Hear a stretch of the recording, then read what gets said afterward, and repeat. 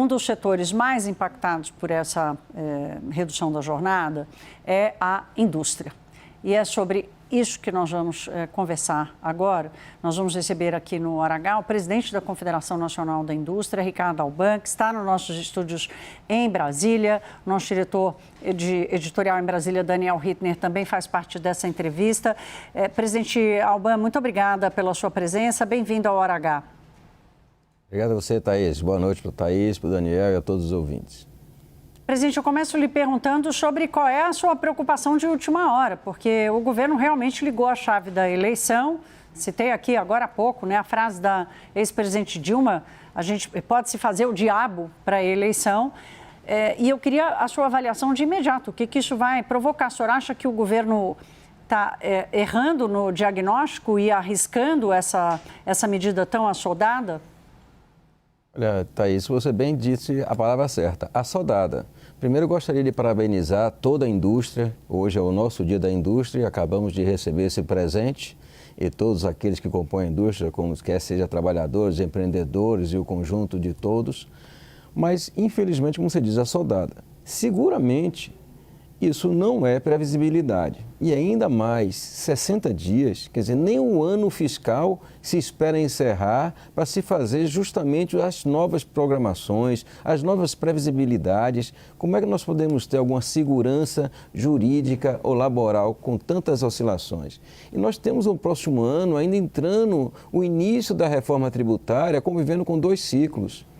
É algo bastante complexo, principalmente para quem mais emprega. Quem é que mais emprega? As pequenas e as médias empresas, no nosso caso, as indústrias. Vai ser muito conturbador dessa forma que está sendo conduzida. Daniel Hittner. Presidente Alban, boa noite. Obrigado aqui por ter vindo ao estúdio da CNN em Brasília. Eu queria lhe perguntar sobre a estratégia política do setor privado e do empresariado no que diz respeito à tramitação da PEC. Muita gente dizia o seguinte, que a principal estratégia era não permitir que essa PEC fosse votada no plenário da Câmara, porque se chegasse ao plenário, colocaria os deputados numa posição de muito dificilmente votar contra uma medida que é muito popular do ponto de vista do trabalhador. Agora, a gente provavelmente vendo a votação e então a aprovação na Câmara, qual que é a estratégia do setor privado no Senado? O senhor tem diálogo com Davi Alcolumbre para tratar sobre esse assunto e acredita que o Senado pode fazer um freio de arrumação na tramitação desse projeto?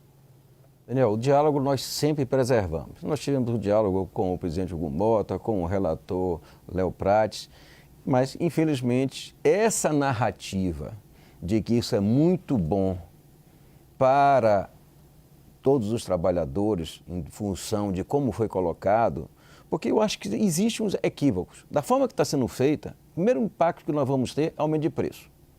No momento em que nós estamos tendo pressão inflacionária por conta da própria guerra do Irã, com os preços de combustíveis e toda a cadeia que daí vem com a relação de logísticas e os próprios combustíveis impactando os termoplásticos e outras cadeias produtivas maiores.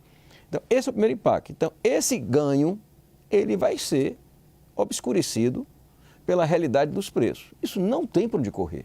O que nós tentamos fazer nesse diálogo com o Congresso, nesse momento com a Câmara, não foi possível muitas coisas. Nós entendíamos que tínhamos que ter um prazo maior, entendíamos que não poderia estar começando esse ano, entendíamos que deveriam deixar uma votação com todas as análises peculiares para o próximo ano, sem justamente essa correria de querer em 60 dias para ter um impacto eleitoral. Entendemos toda a motivação eleitoral, mas é uma miopia, na minha visão e na visão de todo o setor produtivo. O que nós vamos fazer agora é tentar fazer a mesma sensibilização aos 81 senadores, obviamente conversando também com o presidente do Senado, o Davi Alcolumbre, para que a gente possa tentar, num universo menor, não a narrativa de que isso não vai ser uma conquista, mas a narrativa que essa conquista tem que ser firme, tem que ser realmente uma conquista, onde ela não impacte aquele ganho, não repercuta na perda do poder aquisitivo com a maior pressão inflacionária que os custos vão ter que repassar. E imagine vocês, em 60 dias, pequenas e médias empresas, aquelas que precisam suprir a hora trabalhada, onde é que vai encontrar mão de obra? Se nós estamos falando que temos plano de emprego, Se nós estamos falando que agora uma boa parte de alguns trabalhadores estão começando realmente a querer voltar para a Venezuela, aqueles que foram empregados aqui, como é que nós vamos fazer essa equação de uma forma tão assodada? Agora, presidente, o senhor fala do diálogo com o Congresso Nacional, eu queria entender o diálogo com o Palácio do Planalto. O presidente Lula, nos seus 2 primeiros mandatos, mantinha uma ponte muito assídua de diálogo com o setor produtivo. A gente não viu isso acontecer nesse 3º mandato. E já assistimos aqui a vários diagnósticos ali bastante questionáveis de medidas econômicas que o governo tomou. Como é que está esse diálogo hoje com a Fazenda, com o próprio Palácio? Olha, Thaís, o diálogo com o Palácio do Planalto, eu tenho que ser honesto. Nós até tivemos muitos diálogos, inclusive naquela 1227, há cerca de 2 anos e pouco atrás, nós fomos, através de um diálogo com o próprio presidente Lula, que nós resolvemos a situação. Óbvio que com a Fazenda, nós gostaríamos de ter tido ao longo desse período mais diálogo, porque eu acho que muitos equívocos poderiam ser corrigidos. Olha o caso do IOF, olha quanto o IOF está arrecadando. Nós pensamos, pô, o IOF está arrecadando porque a economia está muito bem, está tendo um capital de giro bastante atuante. Mas não, é que nós estamos rolando todos os empréstimos e precisando de mais para rolar os juros. Olha o que está acontecendo com o IOF. Nós poderíamos dizer o que aconteceu quando reduziu 10% linearmente os incentivos fiscais. Equívocos também. Isso poderíamos ter discutido um pouco mais para fazermos em conjunto. Nesse caso, do 6x1, efetivamente, não encontramos espaço para um diálogo com o governo. Nesse ponto, isso é uma verdade. Mas nos demais, a gente tem conseguido dialogar com muitos assuntos. Obviamente, nem sempre temos sucesso, mas o diálogo antes era possível. Poderia ter sido muito mais, sempre pode ser melhor. Daniel Hittner? Queria lhe perguntar 2 coisas. Uma, se agora que existe uma chance muito grande de aprovação do fim da escala 6x1 e redução da jornada, se a indústria pretende pleitear alguma compensação, seja na própria Câmara ainda ou no Senado ou ao governo. E segundo, lhe questionar sobre uma ação que foi colocada no fim da semana passada, sexta-feira, ao Supremo Tribunal Federal, contestando o fim da taxa das blusinhas. O senhor tem alguma expectativa de que, passado o período eleitoral, o próprio governo recue dessa medida? Daniel, deixa eu começar pela última pergunta. Blusinha deveria ser um assunto definido. Mais uma vez, a motivação eleitoral volta a algo que já teria estado superado. Quando nós trabalhamos há cerca de 1 ano e meio atrás com relação às taxas das chamadas blusinhas, a própria Receita Federal tinha interesse de que houvesse essa equalização em relação à carga tributária que temos nós aqui no Brasil. E fomos até que nós pedimos 40%, foram 20%. Agora, por esse motivo, retrocedeu. Nós já entramos no STF com relação a essa medida. Obviamente, sabemos que não vamos ter respostas imediatas. E é você que a esperança de que talvez, passado esse processo, nisso próximo ano, isso possa ser revisto por uma justiça tributária, eu até acredito que isso é factível. Isso nós podemos retroceder e haja visto declarações recentes do próprio ministro da Fazenda. O problema quando a gente fala 6x1 é que esse movimento fazendo agora, ele não tem volta. Ele definitivamente não vai ter volta. Então, na blusinha, eu acho que a gente ainda pode corrigir um equívoco.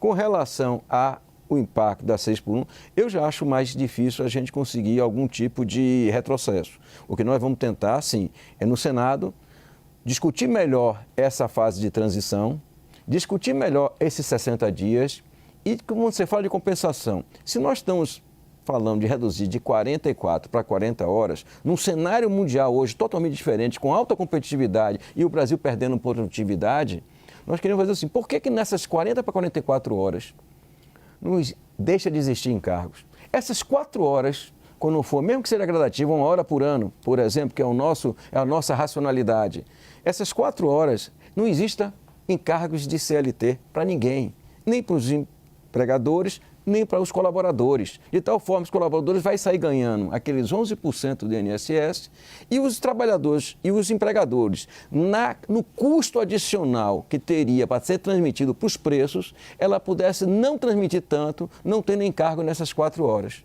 Eu acho que isso é bastante racível. Presidente, dá tempo ainda de eu lhe fazer uma última perguntinha. O senhor começou aqui falando do Dia da Indústria. Esse é um setor que vem perdendo espaço na economia brasileira há bastante tempo. Há alguma expectativa aí em função do acordo Mercosul-União Europeia, que pode dar uma outra chance à indústria? Mas qual é a expectativa que o senhor tem de curto e médio prazo para o desempenho desse setor e da participação dele na economia como um todo? Nós tínhamos perspectivas muito mais favoráveis. Hoje, Thaís, eu digo que a gente está muito preocupado. Muito preocupado não só com esses assodamentos, mas com essa constante perda de competitividade. Eu acabei de vir não só dos Estados Unidos, da Alemanha, da Itália e agora, recentemente, também acabei de chegar da própria China. Nós estamos vendo a perda de competitividade crescente, ao mesmo tempo que o Mercosul com a União Europeia nos possibilita a abertura de mercados significativos, mas tem que ser mercados que a gente introduza as cadeias produtivas em determinados setores numa espécie de ganha-ganha, onde a gente possa agregar uma parte de valor aqui, outra parte de valor nos nossos concorrentes, mas cada vez que nós temos mais perda de competitividade e de uma forma assodada, como nós podemos cobrir esses hiatos que existem no custo Brasil? O custo do Brasil tem custos terríveis para ser administrado.